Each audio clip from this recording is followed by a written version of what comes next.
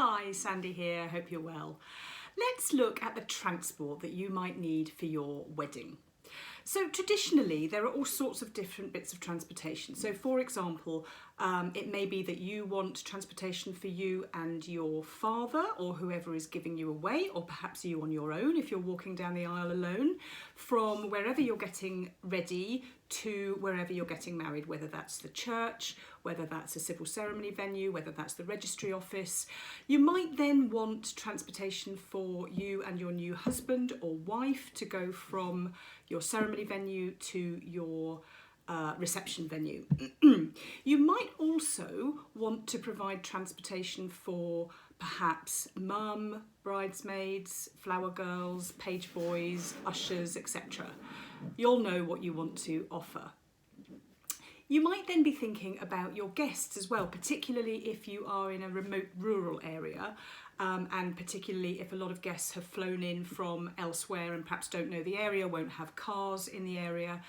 You might be looking at providing transportation for them to get from perhaps 2 or 3 key hotels to the church or to your other ceremony venue, your civil ceremony venue, then to the reception, and then perhaps afterwards back to, I don't know, the centre of the local town, or perhaps back to 2 or 3 key hotels.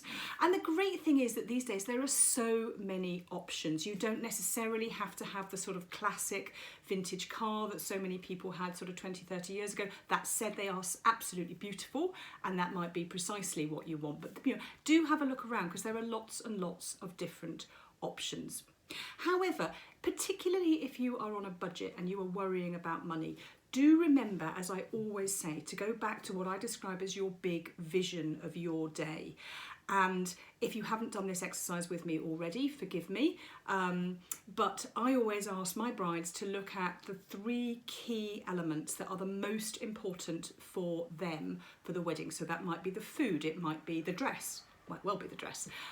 It may be transport, and if transport is one of your top 3, then you're going to spend lots of time, lots of energy, and probably a fair amount of budget on this. But if it's not, then think of other ways around it, because if it's not key for you, then I would really urge you, particularly if you're on a budget, not to spend a fortune on transportation, because you really don't need to. You might well find that you have a cousin, a friend, a brother, a sister who has, who loves their special car and would absolutely love to spruce it up for you on the day, pop a ribbon on it and drive you around, and that would be their gift to you rather than buying a wedding gift. How lovely and how personal would that be?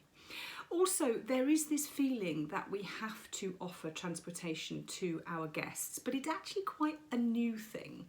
And when you're invited to a wedding, do you automatically assume that you're going to be provided with transport? No, you don't. So do think about whether actually you have the budget for that, or whether in fact you could easily on your wedding website or in your invitation insert give local cab numbers, and local bus routes, local transportation, local train routes, whatever it is that works near to your venue.